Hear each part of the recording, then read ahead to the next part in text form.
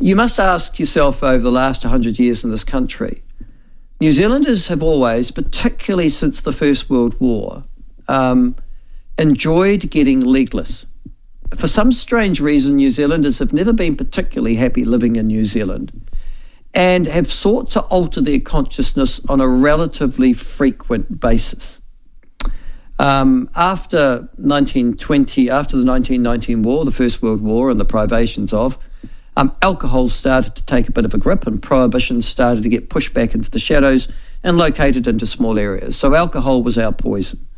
Gambling, you might argue, was a bit of a poison through the post-Second World War phase. And then we started to get a whole series of drugs come into this country. Cannabis was probably the first one, LSD, some of the psychotics. Now we've moved into what they call natural herbal highs, which are far from natural. And we also moved into methamphetamine, which there appears to be a new scourge. And we seem to have just recently also imported some of the opioid excesses of the United States onto our shores as well. So after the last 100 years, for reasons that are perhaps part of our culture now, we've sought to try and alter our consciousness, presumably because our current phase isn't particularly good enough. Well, at the same time, ironically, one of the early ways in which to change our consciousness, smoking, cigarettes, have been regarded as public enemy, if not number one, then probably pretty close to the top of that. And as a result of that, cigarette consumption and tobacco consumption in this country has dramatically declined, mostly because it has been priced out of the ken of ordinary folk. It costs, God knows what it costs to buy 20 cigarettes at the moment, $35, whatever. You know, I mean, you could buy 3 bottles of wine for that. Possibly 4 if you have the clean skins, you know what I mean? And who knows how much cannabis you could get for that as well. But to replace New Zealand's nicotine addiction of the last, 100 years? One of the tools that was seen to aid and assist to that was a move towards getting rid of those cancer-inducing drugs that you found as you drew back on a cigarette or a cigar or a cigarillo, was these new vapes. And these vapes have become extraordinarily fashionable and were originally promoted, e-cigarettes and vapes, as a way of transitioning people from horrible, dirty, nasty cigarettes through to sobriety. Good luck. But ironically, be careful of unforeseen consequences. And our next guest is going to talk about those. She's Charyl Robinson, Chief Executive, Chairman of Vape Free Kids, and she joins us now. Spokesperson. Hello, Charyl, is it? Hello, it's Charyl. Yes, Michael. Good morning. So it's a sort of combination of Carol and Cheryl, is it? Well, it is, yes. It's a Celtic version of the name Charles, the feminine form of the name Charles. Oh, is it? Is that where it comes from? Okay. So originally Cheryl would have been Celtic Cheryl, but then it got anglicised, do you think? Possibly. Who knows? I've never met another one. And I'm not the CEO. I'm the spokesperson for, one of the spokespeople for Vape Free Kids NZ. Okay. First of all, before we even start going down there, what is Vape Free Kids NZ? So we are a grassroots group started by some parents that were really concerned about the impacts of youth vaping harm that we were seeing in our own families. And we've grown to an online community of almost 2,000 people, and that's primarily made up of parents and families of children that are experiencing a nicotine addiction. We've got some experts in our midst as well that help with some really useful advice, but primarily we're families, and our working group is made up of 9 mothers who are all very, very concerned. Okay, so in essence, every one of your own children, primarily adolescent, I guess, has had an experience with or has an addiction to the nicotine from vapes. Is that right? We've got varying degrees of experience with it within our working group. We've got a few members who have nicotine-addicted children ourselves, and we have others who are worried about the impending problem for their own younger children. Myself, my partner and I have a blended family, and between us we have 3 teenage boys, and we've got 3 parts of the spectrum covered in our small family. We've got our youngest who won't use the bathroom at school because it's full of kids vaping, and he feels intimidated and doesn't want to be anywhere near the area in case someone gets caught. He doesn't want to be in the frame for having told because of the consequences that might come with that. Our middle boy has dabbled a little bit, which really alarmed us, but thankfully he decided he didn't want it getting hold of him. And that may in part be due to what he's watched his older brother go through. Our eldest is hopelessly addicted. He's 19 now, but has been addicted since the age of 15. And he wishes he'd never touched one. He wishes he'd never taken it up. But there's no support for him to quit, and it's everywhere around him. There's no cessation support whatsoever for anybody, adult or child, who wants to give up vaping. It's all geared towards smokers. And so, yeah, that's my personal experience and how it's affected my family. And we've got many, many, many, many similar, heartbreaking, worse stories within our online community. Okay. Now, when vapes came in, as I said, they were seen as relatively harmless and as a smoking cessation tool, basically, so that you sort of translated to that. I don't think anybody foresaw that teenage kids would suddenly become the new market and that suddenly they would become vapors as a commercial enterprise. Do you think it should have been foreseen? I absolutely think it should have been foreseen. When we're making moves into a smoke-free country like we have been, and we've been applauded around the world for the action we've taken against smoking harm in this country, but did people think that the tobacco industry were going to say, okay, oh well, we've had a good run, that was good while it lasted, let's get ready to wind down? That was never going to happen. They've pivoted into this market, and they've really cleverly set about lining up their replacement smokers, and that is our children, because it's pretty obvious to anyone that thinks about it that in order to secure the long-term success of their industry, they need to target the youth, and that's exactly what we're seeing happen.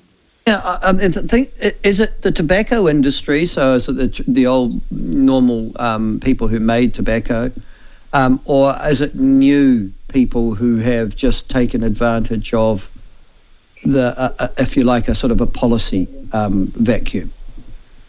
I think you'll find it's a combination of the two. If you go into any retailer that stocks cigarettes and you ask them who provides them with the 3 vape flavours that they're allowed to sell as a general retailer, you'll probably find that a lot of them are being supplied by the same companies that supply their cigarettes. Okay, I was I'm a bit older than you, although I do have a 14-year-old son who had the similar experience, ironically, as your youngest as well. Yes, has to hold on. Although not at his new school, thankfully. But the thing that's really interesting is that I was of the generation in which most of my peers were exposed to cigarettes. So I went to a boys' boarding school, and probably half the boarding school smoked. And it was part of the sort of social peer network. In other words, you were sort of cool if you smoked when I was growing up as an adolescent. Is it the same kind of peer acceptance and coolness now, do you think, from vaping? I think it's far more accepted. I think perhaps you're not as much older as me than you think you are, because it was the same when I was growing up. The difference was it was far more clandestine back in those days. You know, you'd get your cigarette and you'd have to go and find somewhere to hide. There was much more effort involved. The smell that would linger on you afterwards, you'd have to deal with that so as not to get caught. Now these things are much more easily disclosed. You can have a puff and you don't have that lingering stench on you that's going to give you away. And they're even coming up with ways to take in a vape without exhaling a big cloud in order to make it even more easily hidden. There didn't seem to be the blatant, I guess, flaunting of it that you see. I mean, you must have seen children out and proud, vaping out in public. I know I have. I've seen it plenty. It seems so much more widely accepted than what cigarette smoking ever has been. Doesn't come with the same stigma.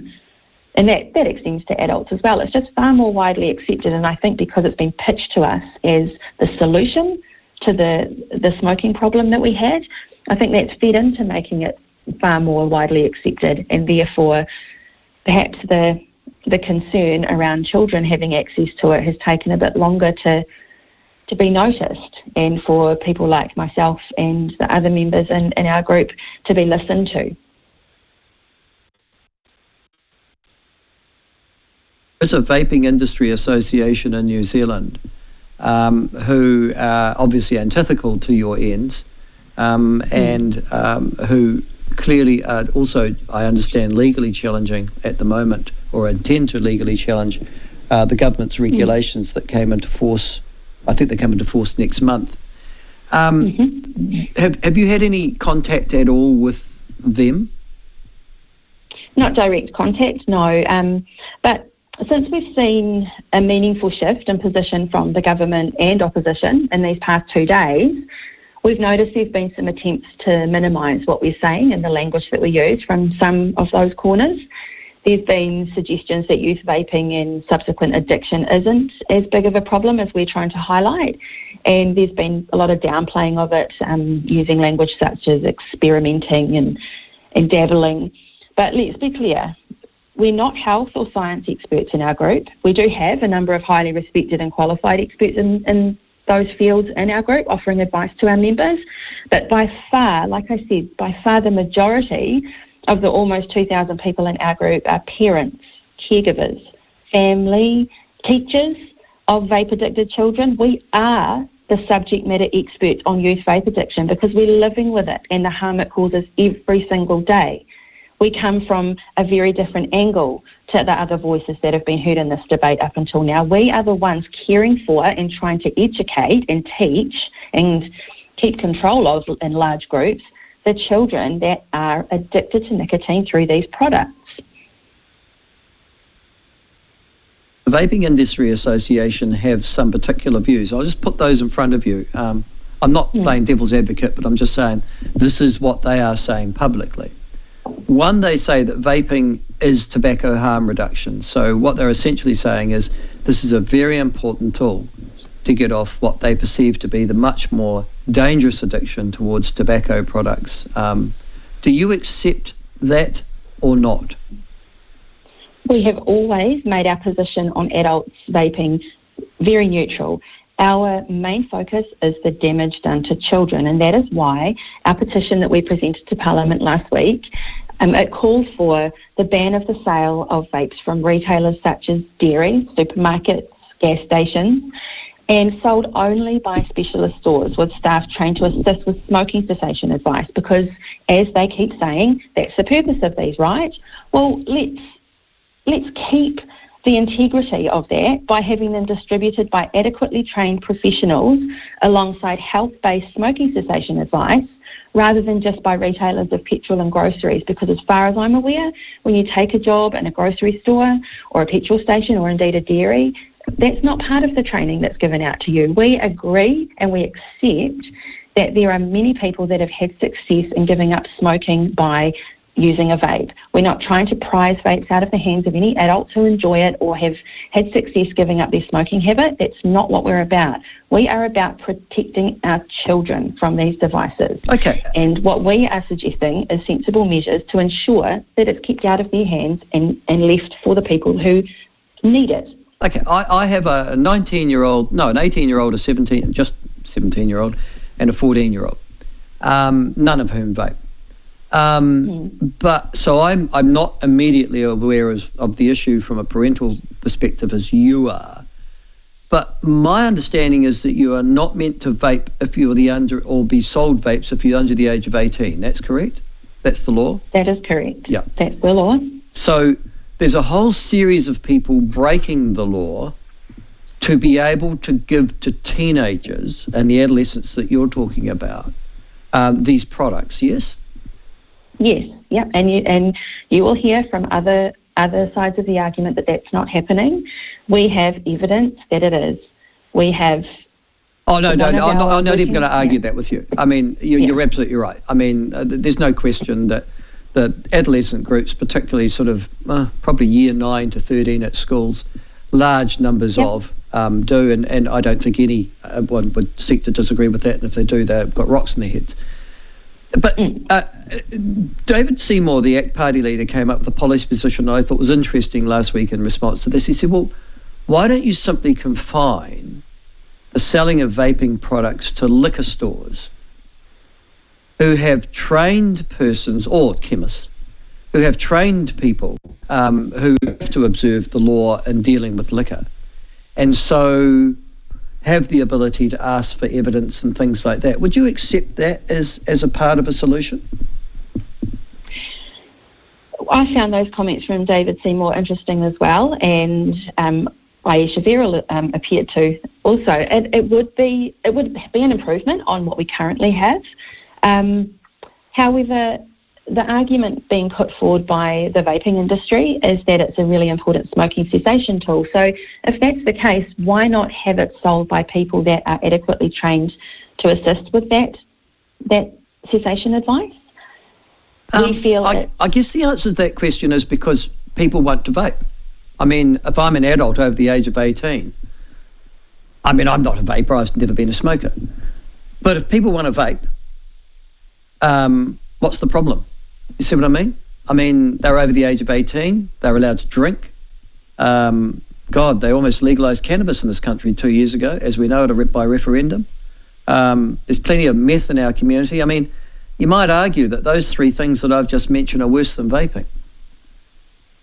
Well, of course, they are worse in terms of, well, I suppose it depends on how you look at it, but I think the addictive substance that's contained in a vape is probably just as, if not more addictive than some of what's contained in those. But like I've mentioned, we don't purport to be any type of scientific or health experts in this field. We've got them and we have access to them. So it wouldn't be very sensible or responsible of me to make comment on comparing those substances. But I think, as I said, having them only available in liquor stores, that would be a better arrangement than what we've got with them available in every dairy and gas station and supermarket. Well, no, the number of specific vaping stores that have just set up. I mean, gosh, I think we've got 3 in Cromwell, to give you some sort of example. We're a small little community, but suddenly every person has got 5 cents to put together set up a vaping store. Well, that's right. Yeah, there is a large proliferation of specialist vape retailers, but we sort of we consider a vape store as a vape store, right? So you've got the specialist vape retailers that you've just referred to, but you also have the general vape retailers, which are your dairies that have the 3 flavours available. So you've got menthol, mint, and tobacco.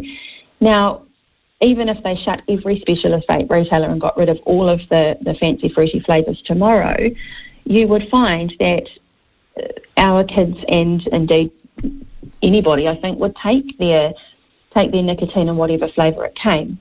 So the general vape retailers that are selling those 3 flavours, they are still an issue and they can't be discounted. And so it means that we've got far, far more than just the 1,320 specialist vape retailers to worry about.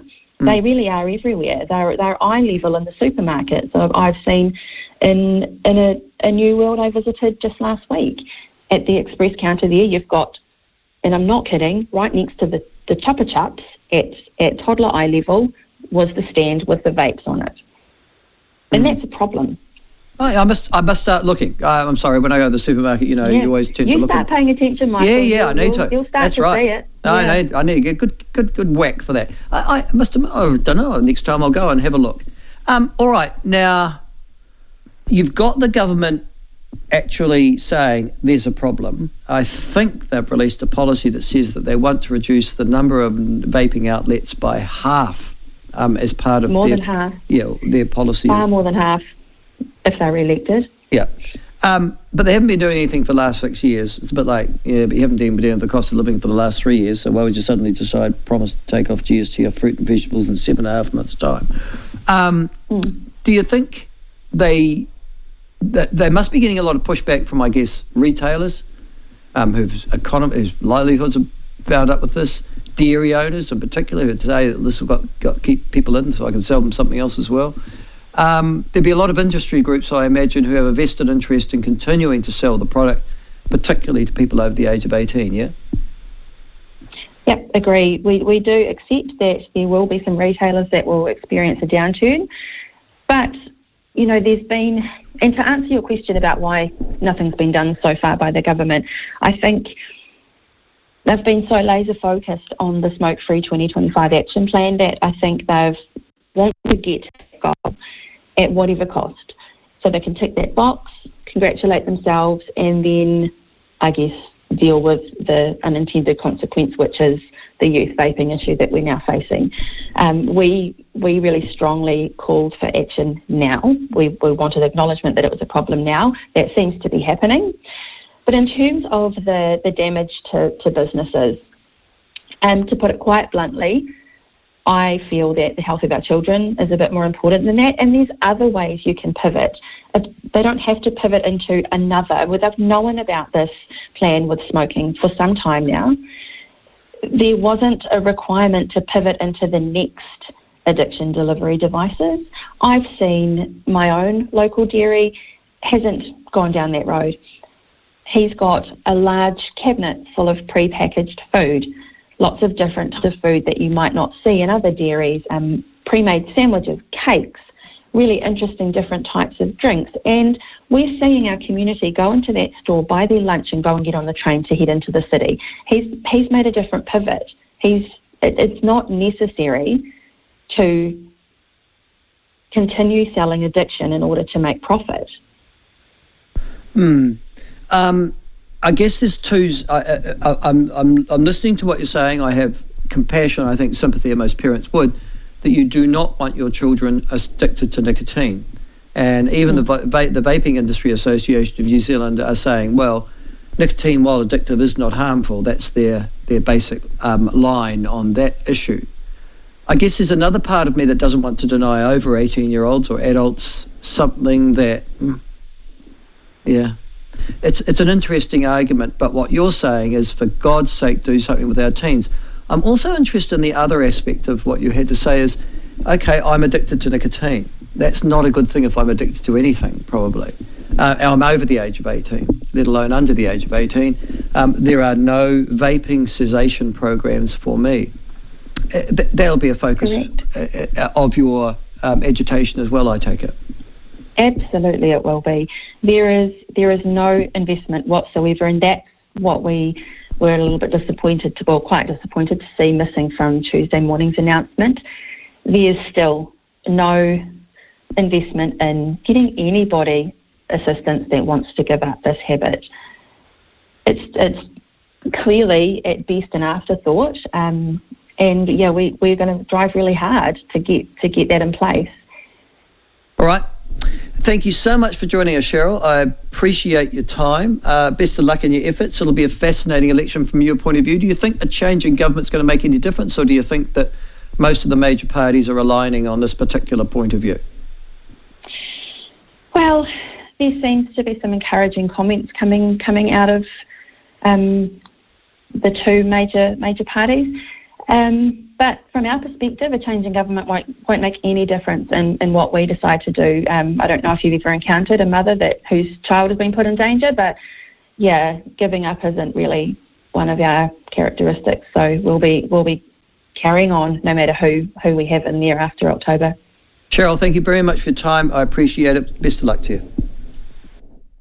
All right, that is Charyl Robinson, spokesperson for Vape for Kids. Yeah, I mean, I don't have children addicted to anything at the moment. Touch wood. Theo, I'm sure he's addicted to football. So apart from that, would I care? Well, I started thinking that would I be saying to myself, well, at least they're not smoking, which is much worse. I don't know. Your thoughts on this one?